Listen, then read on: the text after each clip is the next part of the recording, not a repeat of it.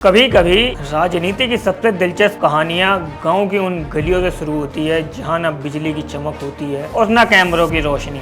बस एक सपना होता है कुछ करने का, कुछ बनने का, कुछ अपनों के लिए जीने का। एक ऐसे ही कहानी बिहार के कर्णपुरा गांव की, जहां एक किसान घर में जन्मा लड़का आज दिल्ली की सत्ता में बैठकर देश की आंतरिक सुरक्षा पर नजर रखता है और बिहार की राजनीति में अगले मुख्यमंत्री के रूप में देखा जा रहा है। उसका नाम है नित्यानंद राय।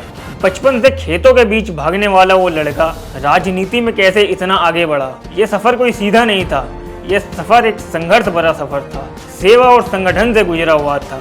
1 जनवरी 1966, वैशाली जिला कर्णपुरा गांव। उनके पिता का नाम गंगा विष्णु राय। उनके पिता गंगा विष्णु राय गांव के मुखिया थे। माँ का नाम तेतरी देवी था, एक सीधी सादी गृहिणी जो घर का काम काज संभालती थी। पर इस घर के बेटे को कुछ अलग करना था, कुछ बड़ा करना था। उसे सिर्फ अपने परिवार के लिए नहीं बल्कि पूरे समाज के लिए कुछ करना था। यही सोच उसे ले गई अखिल भारतीय विद्यार्थी परिषद। 1982 में जब देश में छात्र राजनीति अपने चरम पर थी, अपने रंग में थी, तब नित्यानंद राय ने कॉलेज में कदम रखते ही सामाजिक काम शुरू किया।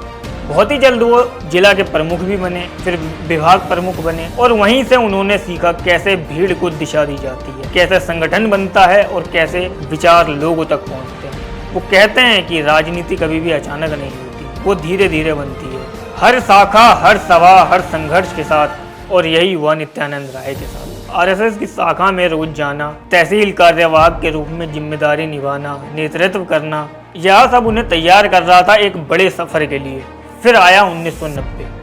बिहार की राजनीति में लालू यादव का दौर शुरू हो चुका था। लालू यादव बिहार के मुख्यमंत्री बने थे जनता दल की तरफ से। लालू यादव के आने के बाद सत्ता में जाति, समाज और सत्ता का समीकरण बहुत तेजी से होने लग गया।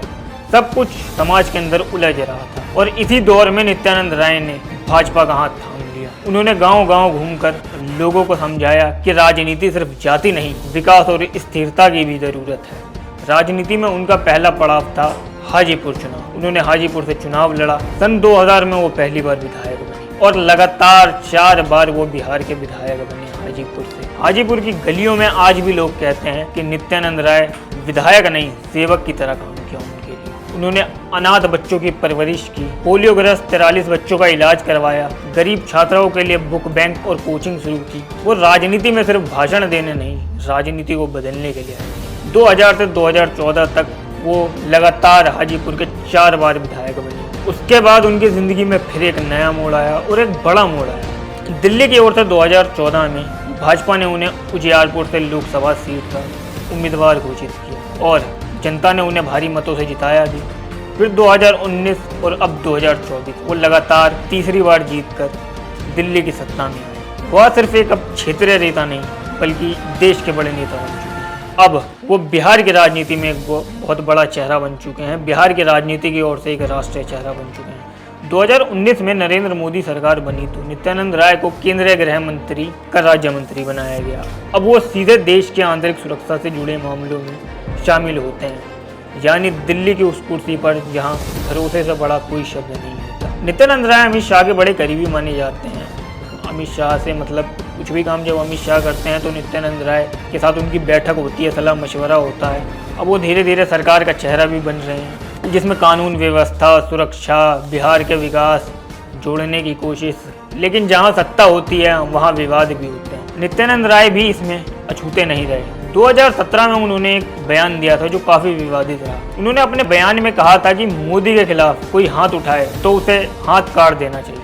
उनका ये बयान फिर मीडिया में खूब चला, विपक्ष ने बहुत बड़ा मुद्दा बनाया। इस बयान को लेकर अरेरिया में उनके खिलाफ मामला भी दर्ज हुआ, पर पटना हाई कोर्ट ने उन्हें क्लीन चिट दे दी इस बयान के लिए। कुछ लोगों ने इसे भड़काऊ भाषण कहा, कुछ लोगों ने इसे वफादारी का भी बयान कहा, पर उन्होंने बाद में सफाई देते हुए ये भी कहा कि मैं जो भी बोलता हूँ जनता के लिए बोलता हूँ, मैं किसी के खिलाफ नहीं बोलता। अगर हम उनकी संपत्ति पे चर्चा करें कि उनके पास कितनी संपत्ति है आज की तारीख में, 2024 में जो उन्होंने चुनाव लड़ा लोकसभा का, उसमें जो उन्होंने अपना एफिडेविट दिया है, हलफनामा, उसके अनुसार उनकी जो कुल संपत्ति है वो 17 करोड़ 95 लाख बताई गई और साथ ही उनके ऊपर 14 लाख का कर्ज भी है। वो आज भी अपने गाँव से उतना ही जुड़े हैं जितना दिल्ली से। वत्सले ग्राम वृंदावन वो हर साल जाते हैं, जहाँ वो 5 अनाथ बच्चों की जिम्मेदारी खुद उठाते हैं।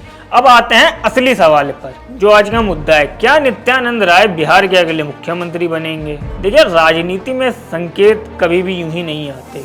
कोई भी अगर बात कही जाती है तो तभी कही जाती है जब कहीं ना कहीं से संकेत मिल रहे होते हैं। 2025 के चुनाव से पहले भाजपा में हलचल बड़ी तेजी से मच रही थी, वो साफ दिख रही थी। अब नित्यानंद राय सिर्फ एक मंत्री नहीं बल्कि पार्टी के अंदर एक चेहरा है, एक संगठन के अंदर चेहरा है जो जनता से डायरेक्ट कनेक्ट करते हैं, खास करके बिहार की जनता से। उन्होंने बिहार भाजपा में गांव-गांव तक अपना बिहार में बीजेपी का और लोगों का कनेक्शन मजबूत करने में बहुत योगदान निभाया है। बिहार में जब भी चुनाव होता है विधानसभा का, लोकसभा का, तो वो काफ़ी ज़्यादा एक्टिव हो जाते हैं, लोगों से कनेक्ट करने की कोशिश करने लग जाते हैं। ग्राउंड लेवल पर जाके वो लोगों से कनेक्ट करने की कोशिश करते हैं।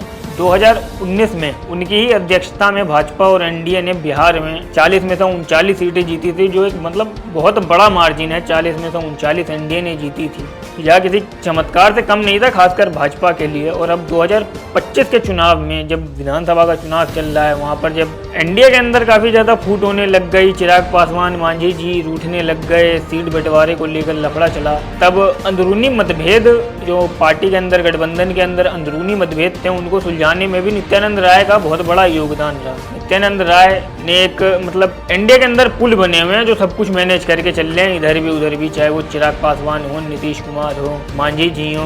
उन्होंने हमेशा चिराग पासवान से लगातार मुलाकातें की जब चिराग पासवान नहीं मान रहे थे सीट शेयरिंग पर। उन्होंने जैसे तैसे चिराग पासवान, मांझी जी सबको लेकर एनडीए में एकजुट करके चल रहे हैं। यही सारे संकेत हैं कि दिल्ली और पटना दोनों जगह पर नित्यानंद राय पर काफ़ी ज़्यादा भरोसा दिखाया जा रहा है। वो चुनावी मंचों पर भी जब बोलते हैं तब एक बात को कई बार दोहराते हैं। बिहार में खास करके विपक्ष में महागठबंधन को बहुत ज़्यादा टारगेट करते हैं, जंगल राज को लेकर कहते हैं। वो ये बात कहते हैं कि हम लोग जंगल राज नहीं, अब विकास राज चाहते हैं।